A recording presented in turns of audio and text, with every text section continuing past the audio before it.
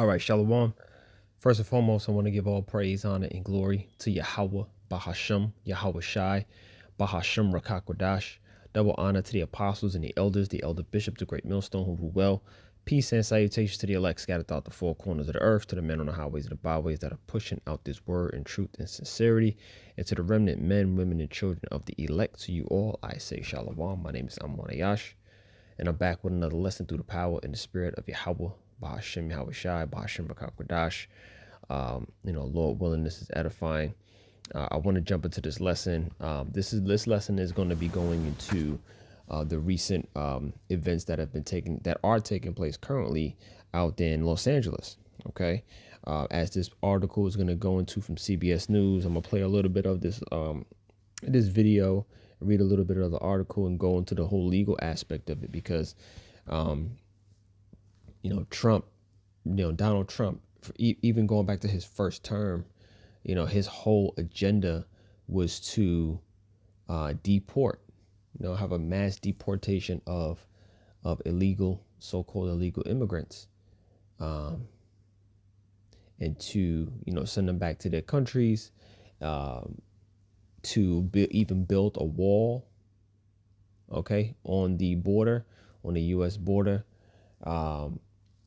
so that he can stop people from smuggling themselves into the country, okay, and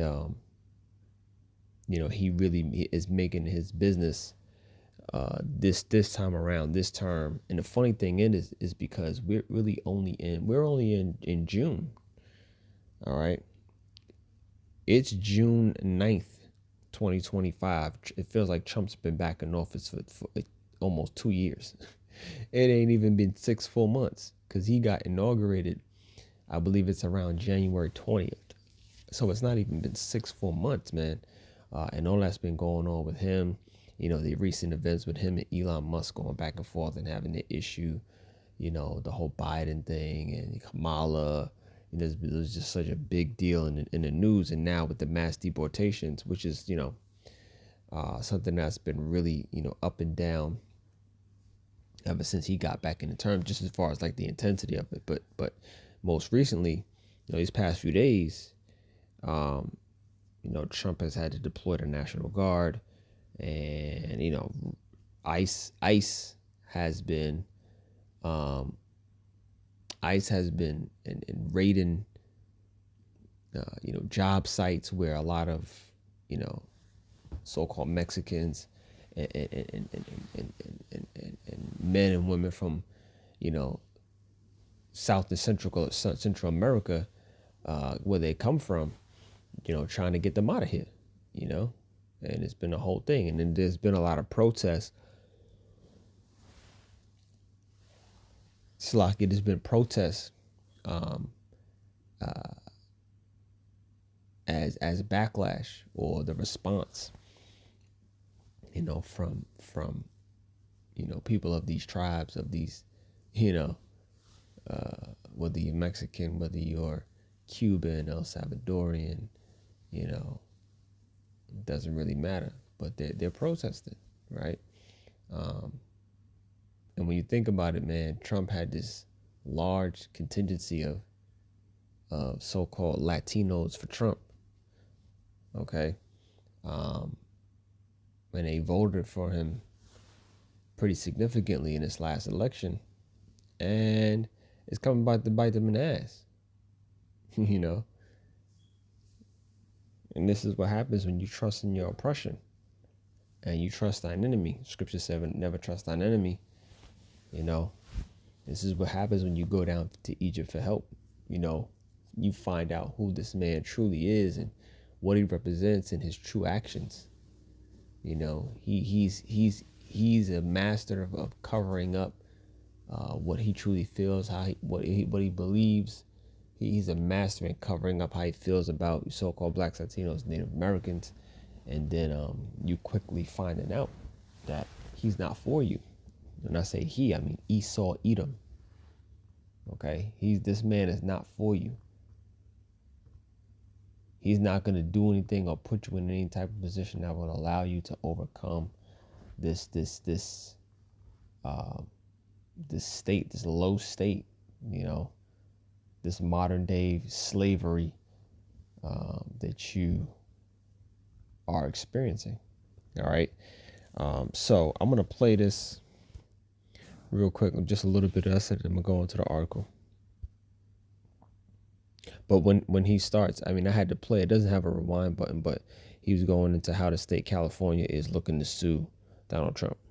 Trump for sending the National Guard to the state without Governor Gavin Newsom's permission. To help us understand the presidential powers at play here, I'm joined by legal contributor and Loyola Law School professor Jessica Levinson. Jessica, what power is the president claiming, and is this one of those cases where he's claiming a power that's at the edge of his powers or something that's right in the middle? Oh, that's a great question. So he's looking to a federal statute. We're referring to it as Section 10, and it gives the president the power to call up the National Guard, essentially to federalize them if he believes there is a rebellion or danger of a rebellion. Now, to get to the second part of your question, John, is he pushing the limits? I would say this is a very broad embrace of executive authority, but do we have bright line definitions of words like rebellion or danger of rebellion? No, we don't. And who typically defers to the president when it comes to these questions? Judges do. Judges, understanding that they're unelected, that they're furthest away from we the people, tend to defer to the president when it comes to these questions about national security, whether or not there's a rebellion. Now, the president does have broad authority here, but what the National Guard can do right now in Los Angeles under that authority is fairly limited. Then tell me what the limits of that power is for the National Guard. So right now, the National Guard can serve really just in a supporting role. And this is what we see from Trump's memorandum, which is saying, I'm using Title 10, and what the National Guard can do is to help to protect federal officers and federal property. What the National Guard cannot do, because of something else, another federal law called Posse Comitatus, is that the National Guard cannot start directly enforcing domestic law. They cannot act as a law enforcement agency on the ground because the military is prohibited from doing so under the Posse Comitatus Act unless there is an exception. I think when people get up in the morning, they want to know what's happened in the world overnight. I'm going to pause it there. Let me let this video to stop. Okay, so I'm going to pause it there. And there you have it, man. Your Trump is deploying the National Guard, and they were saying it's under something called Title 10. And I'm going to get into that in 1 second, but let me just read a little bit of this. It says the military said Monday it is mobilizing another 2,000 members of the California National Guard to respond to protests in Los Angeles, joining thousands of National Guard and hundreds of Marine Corps personnel already assigned to the city. Now, it says California National Guard because it's on a state level, but as Trump deploys them under Title 10, it turns into federal. And I'm going to read that under Title 10 because I looked it up. It says Pentagon Chief Spokesman Sean Parnell said on X late Monday the additional troops have been called into federal service, there you go, to support ICE and to enable federal law enforcement officers to safely conduct their duties. Okay. Now with the protests, obviously they want to try to have things, under control, under wraps, and make sure, regardless of what goes down, that they have things under their control. The agenda remains the agenda. Okay. They push the right button to make sure they want to get out of this what they want to get out of it. Okay. And if they're looking to really use ICE and round up all of these so-called illegal immigrants, then they're going to do so. Now you have, from a political, just a strictly political aspect, there are people who are just, bringing out how, initially with the Democratic Party, before Trump got back into office, the reason why that they were allowing all of these illegal immigrants to come in and get housing and get funding and start to get some sort of status, because as they come in, they would, obviously recognize who it is who helped them come into the country, whether it was legally or illegally. And as they continue to make their way to get citizenship, this would be votes for the Democratic Party, because they were saying, when you look at it, when you read into it, when it comes to the swing states, when it comes to elections, swing states really decide, the election, right? That electoral college. And what happens is, let's say, for example, it's 20 to 30,000 votes that are really the deciding factor from who takes the state, whether it's a red state or a blue state. That 20 or 30,000 the votes, if you're bringing in 200,000, 20,000, 30,000, 40,000, 100,000, 200,000 illegal immigrants at a time, you can use these illegal immigrants, so-called, and look at them as votes, right? You can give them these benefits, you can give them housing, and ultimately you're just turning them into voters who will vote for you, right? They can recognize the party who is helping them.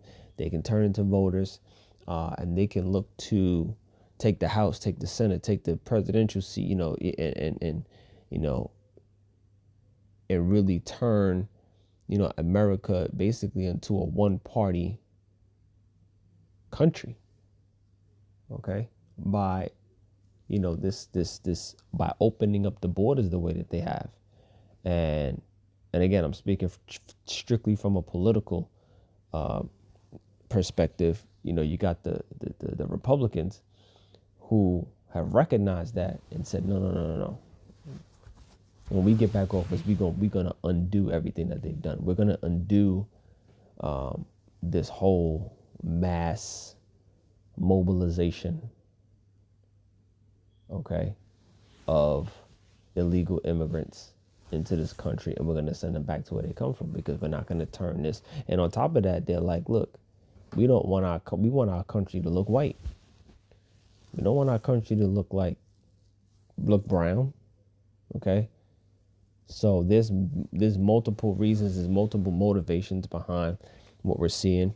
But ultimately, now I'm going to speak from a spiritual perspective. Ultimately, this is a spiritual matter, okay? Let's be clear.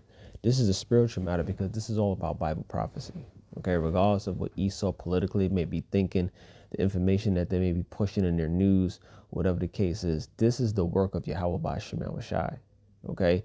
And we're measuring the times diligently in itself and allowing this to link up with Bible prophecy, because at the end of the day, we know Jacob's trouble is on the way.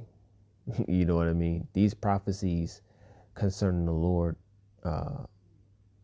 concerning the 12 tribes of Israel, when it comes to Jacob's trouble, the MOTB, the World War III, all of the, it's a spiritual thing, and it's all in the hands of the Lord. So the Lord is steering this in his, according to his prophecy,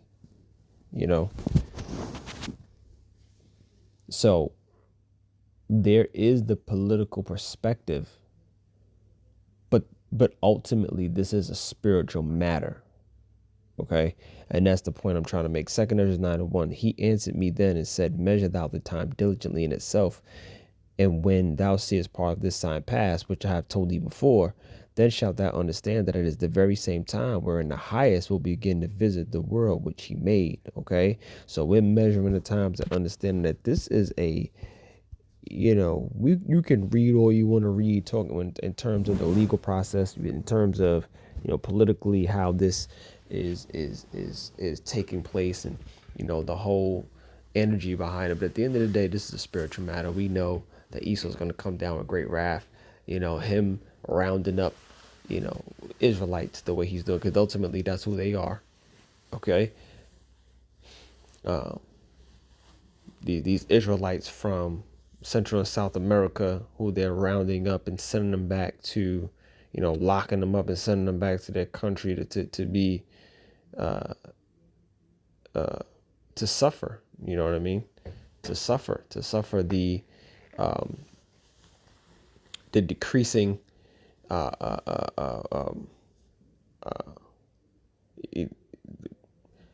the decline in what's the term I'm looking for? Quality of life. You know, because things are bad down there, man. Things are bad. Things are bad in Venezuela. Okay, things are getting worse and worse in Cuba and Venezuela. Things aren't. You know, it's not good. You know, there's a lot of gang violence down there.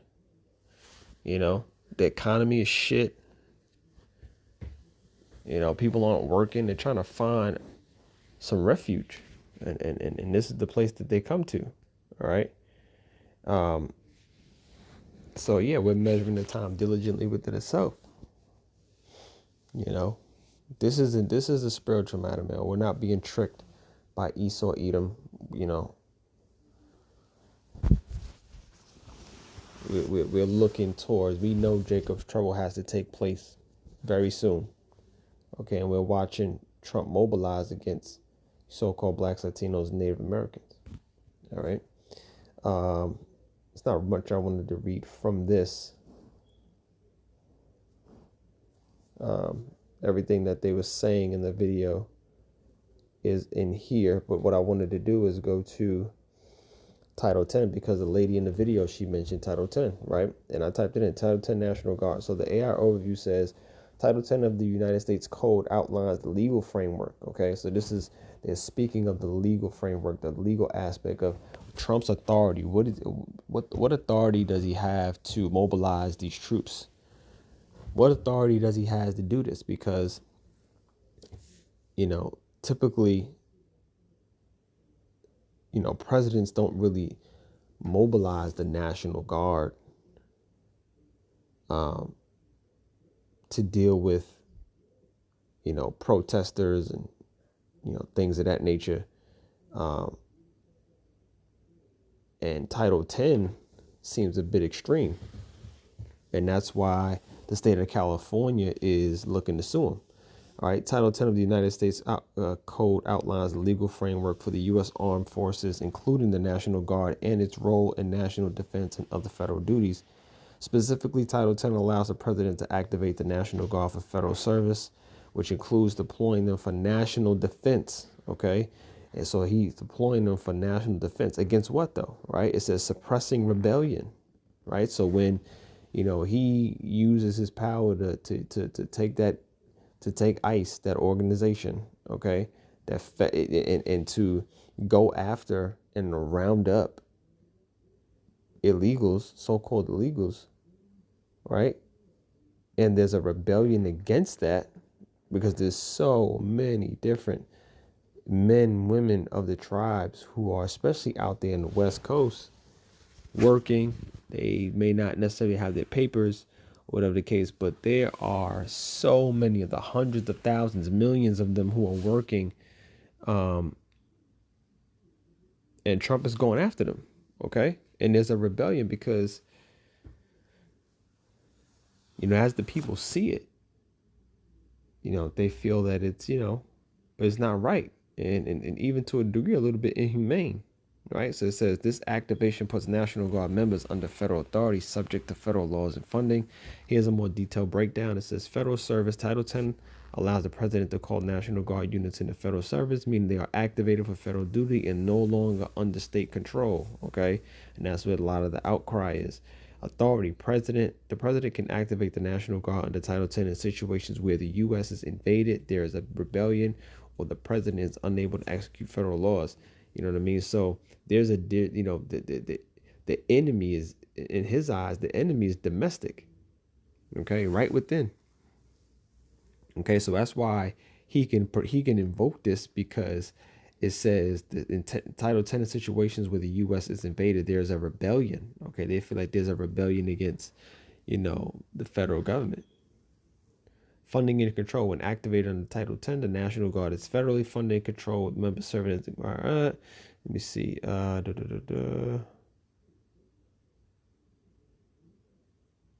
Yeah, that's basically, I just wanted to read that. And then go to the book of, because legally, people are really having the issue with. Isaiah 10:1 says, "Woe to them that decree unrighteous decrees, and that write grievousness which they have prescribed." Right? So unrighteous decrees, people are looking at it and go, he doesn't have the authority. He doesn't have the power to do this. Okay? To deploy the National Guard for these reasons. He doesn't have the authority to do that. Right? But Trump is, the spirit that's on him. After Trump got shot, man, this guy's been on a goddamn rampage, man. He don't care nothing about nothing. He's signed so many executive orders since he's been back in office. It's not even funny, man.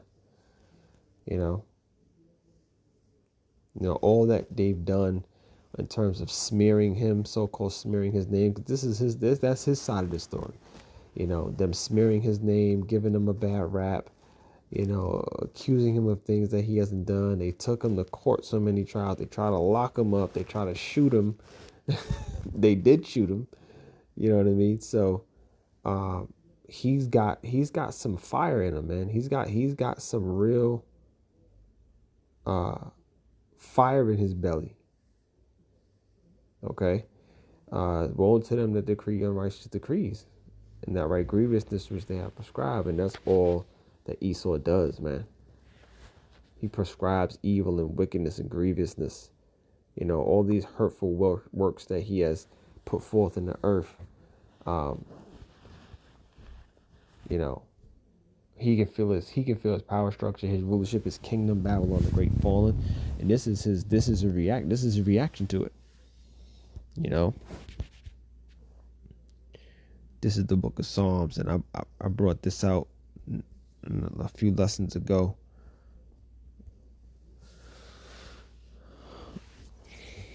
Let me get it in the blue letter.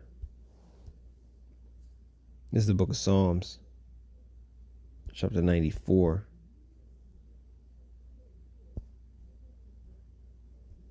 Verse 20.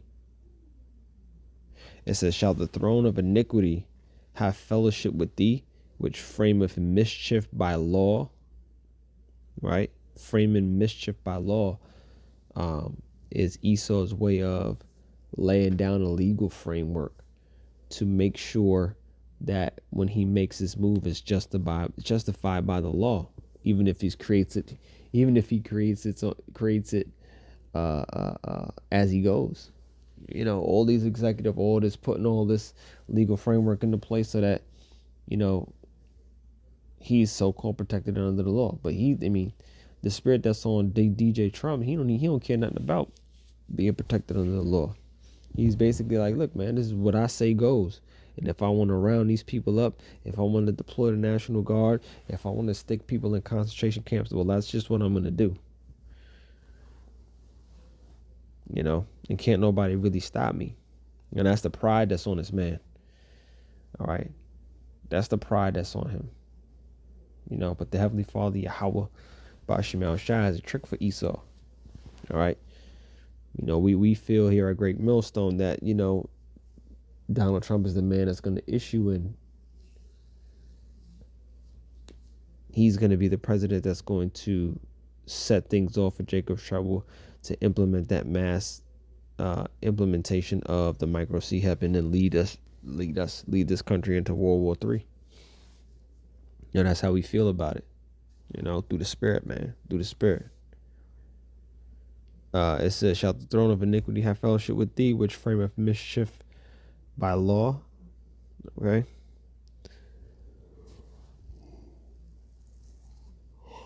So, verse 21, "They gather themselves together against the soul of the righteous and condemn the innocent blood." All right. And that's what Esau has. He has a history of doing this, gathering themselves together against the souls of the righteous. The soul of the righteous is Israel. Okay. But in this case, namely the elect, because the elect is going to get, not even in this case, I just mean, in general. Okay. Because these people from, these Israelites who are being rounded up by ICE and the National Guard, they're not the elect. Okay. They're not the elect. So these insurrections that are going to be taking place, this is for the purpose of Jacob's trouble taking place. Because when insurrections happen, there's bloodshed, man. There's troubles. All right. They gather themselves together against the soul of the righteous and condemn the innocent blood. The elect will be persecuted in these last days for standing stiffly for the names of Yahawashi. So that's just a part of it. We know that's a part of it. So hey, it is what it is. We telling Esau to bring it on because we tired of being here anyway. And that's his history against so-called blacks, Latinos, Native Americans. He has a long history of oppressing, committing genocide, doing all manner of evil and wickedness against you so-called blacks, Latinos, and Native Americans. All right, Ezekiel 35. I'm gonna close out with this. Ezekiel 35:5. Okay, and look at the top. Okay, the caption of this chapter, Ezekiel 35, prophesy against Mount Seir. And then on the NLT side, it says a message for Edom, man. Hey, Kal Halal Yahawah, they the prophets of the Lord got a message from the Heavenly Father to relay to you. All right, Ezekiel 35:5 says, because thou has had a perpetual hatred and have shed the blood of the children of Israel by the force of the sword in the time of their calamity, in the time that their iniquity have an end. All right, so Esau Edom has had a perpetual hatred against the children of Israel. All right, we know that. Verse 6, therefore, as I live, saith the Lord, power Yahawah, Ba'ashem Yahawashi, I will prepare thee unto blood. All right, and that's what the Heavenly Father has in store for Esau Edom. I will prepare thee unto blood, and blood shall pursue thee. Sith, thou hast not hated blood, even blood shall pursue thee. Okay, so Esau's got a judgment coming. He's condemned already. All right, his judgment is set. It just has to play out the way it needs to play out. Esau's rulership will come to an end. Okay, the Lord has appointed him bounds that he cannot pass, and it is what it is. All right, it is what it is, man. Let me see if I wanted to go into. Oh yeah, this was just this article. So if you just Google this stuff, man, just take a look. All right, LA Times said the legal issues raised by Trump sending the National Guard to LA, and it goes into that. All right, it goes into legally what he's trying to do. It goes into Title 10 to temporarily protect ICE and other U.S. government personnel who performing federal functions. You know what I mean? So, hey man, this is all worth just taking to Google. It's all worth looking into to make sure you're on top of what's going on, and taking notice. All right, it's important, man. Be not ignorant in anything, big, great, or small, because you want to be notified. You want to be informed correctly, And as things play out and prophecy continues to come to pass, you don't want to be blindsided with none of that. You want to be locked into the Spirit, to what the Spirit is showing us. All right, so I'm gonna end it there. I hope you were edified. I want to give all praise, honor, and glory to Yahawah, Ba'ashem Yahawashi, Ba'ashem Rakakudash. Double honor to the apostles and the elder bishops of Great Millstone who rule well. Peace and salutations to the elect. Shalom.